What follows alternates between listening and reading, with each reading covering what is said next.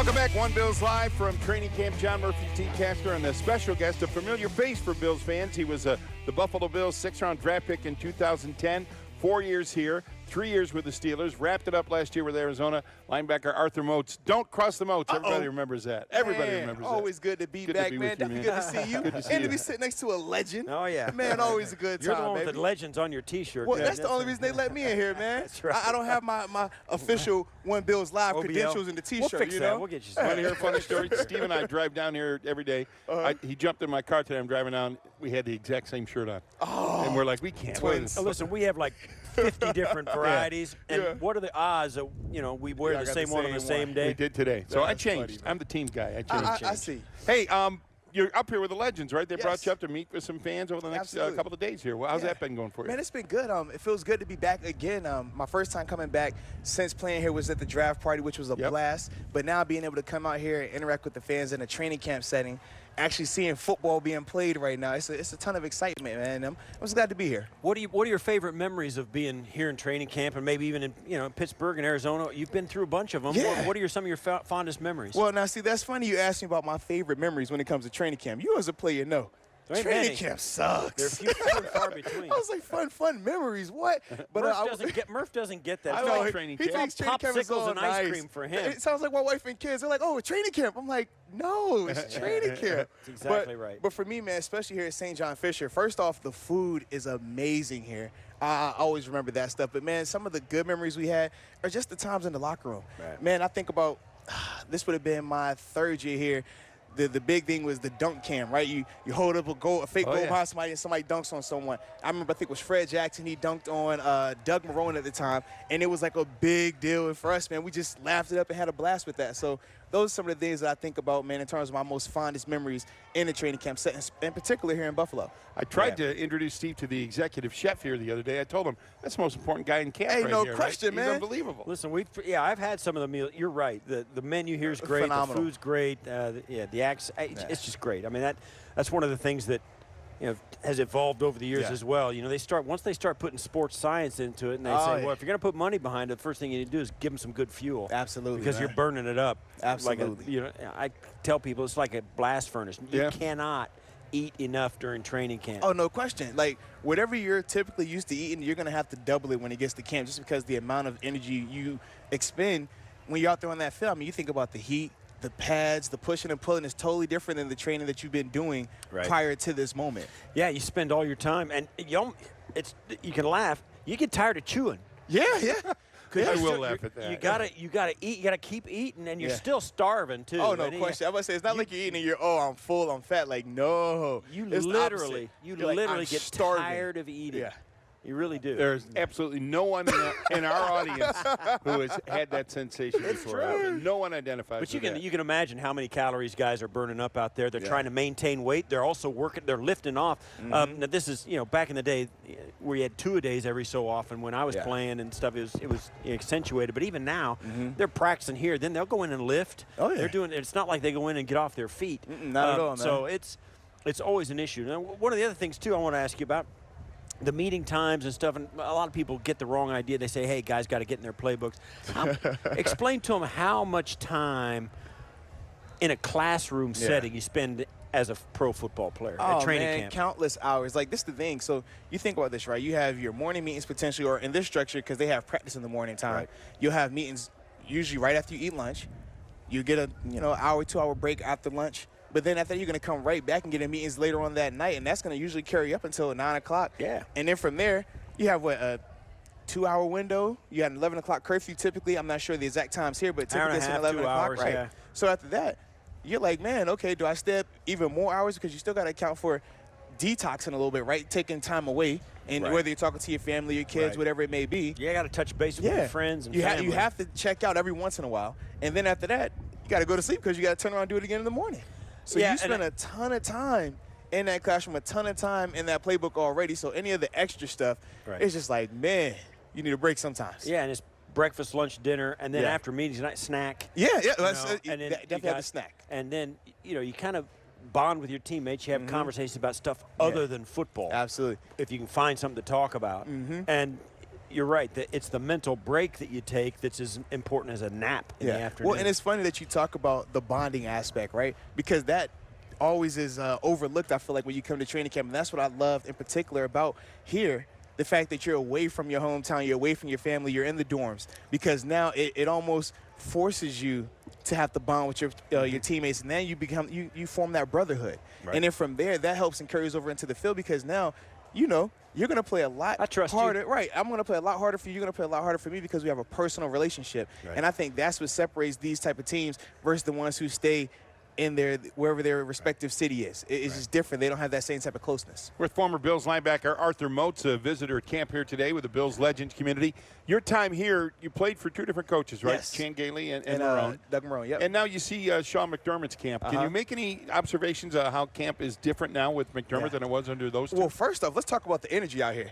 With the live music playing, I was joking with Daryl Talley about it. I said, man, if they would have had music playing when we were out here in training camp, I feel like I would have probably been a lot more productive, because some of those rough dog days of camp, you're just sitting here like, God, I needed just a pick-me-upper. Picks you up. And the music, man, it just gets you going. The fans are out here having a blast with it. But the thing that I noticed about McDermott and his staff, they're highly organized. They're also, when they're talking about certain things, their corrections, they're not letting it linger on and on. They're like, hey, if you messed that up, come on, let's talk about it right here. Let's get it squared away, and let's get you back out there. And I just think that type of mentality, that type of positive reinforcement stuff is really going to help and pay dividends for this team going up. What do you think of this defense, this Bills defense? I love this defense, What do you man. like about it? Well, first off, you got to talk about the kid, Ed Oliver, right? Yep. Ed coming in, high draft pick, man, high pedigree guy. An extreme just athlete. And I love the thing he was talking about on your show the other day, how he's been learning from Cal Williams. Right. And just to think about, if Ed had to pick anybody out here to learn from, Cal is the exact perfect guy that you want. Like, you couldn't draw that up any better, so I'm extremely excited about that. I love Edmonds. I mean, you think about last year, he led the team in tackles, 120. Then he still had 2 interceptions, and he's still young. Right. He's only going to continue to grow and get better. I also love on the back end, when you think about Tre'Davious, and then even with Kevin. I think Kevin, man, if he stays healthy, he's a guy who's shown he can be a highly productive player in this league. So, yeah, it's interesting too. I was going to ask you. They thought, well, we're going to miss. We're going to replace Kyle with Ed Oliver, and Ed Oliver playing the 3 technique. Yep. And we've seen flashes of it here. There's a time he's going to be a real handful. Absolutely, man. And he's still so young. Yeah, I think you got to tip your hat to the coaching staff, because they know the kind of respect Kyle has had around the league, and the expertise and the technique. I mean, he wasn't just a try-hard guy. Oh, no. He was very skilled. Very. Right. So they bring him back and say, listen, we don't have to say good. Bring him back and let him talk to this kid. Yes. It's not like they can't be teammates for a minute. At least get something out of it, and then training camp's a perfect time for it. No question, man. And I think it really shows for both ends of that spectrum, man. For Kyle, how awesome is it for him to have played an amazing career here, had a ton of success, but then be able to come back and pay it forward to the younger guy, to his quote-unquote replacement. And then for Ed, showing his humility that, hey, I'm a high-round draft pick, but I'm still humble enough to say, you know what, you know more than I do. You have had way more success in this league than I've had thus far. Let me have an open ear to you. Let me hear what you're trying to teach me, and let me improve my game. So for both of them, man, I think it's extremely beneficial. Arthur, you just a month or 2 ago now, you announced your retirement. Officially, yeah, man. What went into that decision? You didn't play last year, but you waited a year. You just took your time, I guess, right? Well, no, so this was the thing. So actually, this time last year, I was in training camp with Arizona, going through the preseason. I hurt my knee, and I got put on injury reserve. So for me, man, just through that whole process, rehabbing, still just thinking about everything. And then even when I got off of when I did my injury settlement, come back to Pittsburgh, I'm still just rehabbing, making sure I'm getting back healthy. This offseason, I was really just deciding, like, hey, do I really want to try and, play again this year after coming off of the knee injury, after sitting out, being on injury reserve? Or do I want to say, you know what? I'm loving media broadcasting. I'm loving my family time. I'm loving this free time. I'm loving not being sore in the morning. Yeah. And I said, you know what? Let's call it a career, man. 9 years was awesome. So, that's what we ended up doing, man. My wife was excited about it. The kids love it. I get to be crazy dad. All this energy that you saw from me out here on the field and with the fans, now they get to sit at the house every day. So, yeah, it's a ton of fun, So man. you're doing some broadcasting stuff down in Pittsburgh's your home base. Yes. You're covering that team. There's been a lot of drama over the last 18 months, it right? Definitely has, Le'Veon, AB, all the stuff surrounding Ben. They have extended Mike Tomlin for another year, so they've kind of showed a vote of confidence in him. But it was unique in how they did it. Typically in Pittsburgh, it's always a 2-year extension. This year they only did a 1 year. So it's more so of a let's see how this year goes type thing. So I think in that regard, that's definitely an interesting dynamic with that. Do they have enough left to overcome the loss of Le'Veon Bell? And I personally Brown? think they do. I think it's just going to be a different style of Steeler team. I think we're used to seeing historically with the Steelers, obviously with AB, you're seeing the high flying, you're seeing them score 30-plus a game, and that's the expectation. I don't think they're going to be on that level scoring 30 a game, but I still think they're going to be highly effective and highly productive because you still have Ben Roethlisberger. And as everybody knows league-wide, it starts at the quarterback position. And that's why he can still sling it. Absolutely. I mean, he led the league in passing yards last year. And I think that's why when you talk about the Steelers, as long as they have that quarterback there, you still have Juju Smith-Schuster, who's proven to be an elite receiver in this league. Now, he's going to have a lot more attention that's going to be, sent to him this season because AB's gone, but I still think they have enough, and they obviously have James Conner in the backfield as well. I think, Juju has proven himself to be more than capable. Absolutely. Who else? Juju's going to need some help. Yeah, absolutely. Who else do they have? I think it really falls down to Dante Moncrief, who they acquired through free agency from Jacksonville. James Washington, who was a second-round pick out of Oklahoma State a year ago. I think those two are really going to have to step up at that number 2 spot. You also have Vance McDonald, who's shown he can be successful, but he has to stay healthy. That's the biggest thing with him. And then their running game. James Conner has to continue to develop. He had a Pro Bowl season last year, so for him, as long as he can continue to develop, that takes a lot of that pressure off of Juju. So now Juju, even though he's going to have that attention, if other guys step up, that helps Juju out a ton. And that's the thing, even when you're talking here about John Brown, you're thinking about, okay, we know what John can do. We've seen him have a great camp thus far. But who is going to be the bona fide guy? Who's going to be that guy that you can go to regardless of the situation? Okay, and then once you figure that out, if it's John, okay, who's the next guy? Is it Cole Beasley? Is it Zay? Is it Zay Jones? Like, we just don't know yet. And that's the thing that's going to happen through this process, right? Through the training camp process, through the preseason. That's where we're going to be able to figure out who are going to be the guys that step up around him, because that's going to dictate a lot. And it takes a lot of the pressure off of Josh, man. As a young quarterback in this league, you want to still give him time to, get his bearings up under him and have help around him. And I think that they did a great job as far as bringing in talent around him this season. I got a Steelers question for you. Can we go back to the Steelers? And Steve and I talk about this once in a while, and I saw, the extension for Coach Tomlin. What do you think his strongest asset is? Steve's heard me say, I don't know what he does, but to be honest, I don't know what Tomlin does, what his specialty is. What makes him the guy that they have to have there as coach? Man, well, I think it's 2 things. First off, his relatability. His ability to connect with you on a personal level, find out what makes you motivated. Is it the money? Because if it's money, he motivates you that way. If it's you need somebody in your face yelling at you, he motivates you that way. If you need to be publicly embarrassed and challenged in front of the big screen, he's going to do that to you as well. Whatever it is that gets you to tick and gets you to respond, that's what he does. And then the other side is his smarts from a defensive standpoint. You're going to a meeting with this guy on a Monday or Tuesday when they're putting in the game plan, and just his mindset, not only of what we're trying to do, it's less about that, and it's more so this is how this team operates. These are the things that they're trying to get. You might see a 5-yard pass and you think, oh, that's what they wanted. No, he's like, they're going to throw that because they're setting up this and this later on.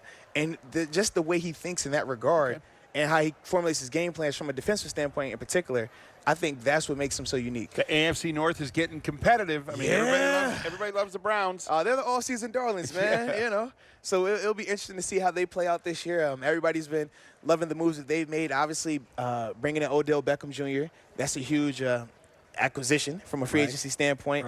And then Odell Beckham, when you just think about putting him with Jarvis Landry, another guy who's had success in this league.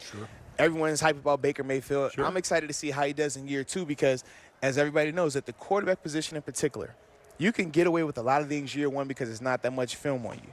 But when year 2 happens and teams have seen you, they've seen your tendencies, they've seen what you do good and what you do bad, that's when you're going to have to show that you can be an elite guy in this league or you're just going to be a regular guy in this league because teams are making adjustments now. They've seen Baker. They know what he does. So it's going to be really important that he continues to grow and develop if they want to be successful. Do you think the Baltimore Ravens, sticking with the AFC North, they're kind of taking a different track on their offense than anybody else in the league? And I know that the Patriots won the Super Bowl running the ball predominantly. They changed over and they kind of but a different style of running the ball. is a step beyond that. Yeah. I mean, they said that they're going to sign wide receivers who can block. Listen, I mean, they don't care if they can catch or not. I mean, they're going to run the ball. Baltimore is playing in like the Pac-12 with their offense right now, man. Spread option, Lamar, we want you getting, 15, 20 touches a game, carrying the ball. Like, what? No. You're the quarterback. It's the NFL. Those guys on defense are killers. That's a paradigm shift. What do you think? Is it going to work? This is the thing I'm leery of. So I think about my rookie year, 2010, when Tim Tebow came in, and they did a similar thing in Denver late in the year. They started letting him do a little bit of the spread option, have some designed runs. But even with that, it still wasn't as run-heavy as it is with Lamar Jackson. You think about Cam Newton. Cam Newton has some design runs as well, but he's a way bigger guy and a better passer. Now, with Lamar, I'm a little leery of it because, first off, he's small. He's not a big guy when you look at it. So you think about the hits that he's going to take, that's going to accumulate. And I think of what happened to RG3 when he was with the Redskins. Those hits accumulated on him, and now he kind of looks gunshot. You've seen a guy as big and athletic as Cam Newton is. You can tell now he doesn't want to get hit like that. Right. He's kind of done with that. Right, absolutely. But he has evolved too. I mean, he can throw the football. He's gotten better and better at that as well. It's going to be interesting to see. Because I got a lot of respect for John Harbaugh. I think he's a top-notch coach in this league. They'll adjust, and how they adjust around that offense and what he can do and can't do and how much punishment he takes and how much he doesn't and the evolution of that offense, I'm really interested to see. I don't know if they can win that division, but they're going to be a handful. This is the thing that I did like about what they did from an offensive personnel standpoint. You bring in Mark Ingram. I love that pickup just because you think about the success Mark had in New Orleans, and he was splitting carries. So now you put him in a run-heavy offense. His ability to maneuver within the tackles, man, I think is top in this league. So you're going to have that to alleviate some of Lamar having to take all of those carries, and ultimately you're going to have to respect the threat of the handoff. And I think that's the biggest thing. But from there, man, he's going to have to throw the ball more. Yeah. Because right now, you look at how the Chargers played him in the playoffs. They were not worried about any passing.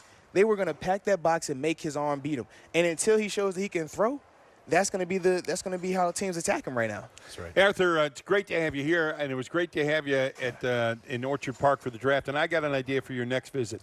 Week 15, December 15. Hey. Steelers at Buffalo. Talk to me. Come on, man. Talk to me. There could be a wild card berth on the line. Man. Pittsburgh at Buffalo. You're right about that. Week I would love 15. that. Wouldn't that be fun? I would love that. Come on up for that. Yeah. Hey, I need to, man. We'll see you. Good to see you. Hey, Great always seeing you, good, Art. man. Always. Good stuff, man. Yes, Arthur indeed. Moats, former Bills linebacker Arthur Moats with us. Steve and I continue from camp. It's One Bills Live from training camp on Buffalo Bills Radio.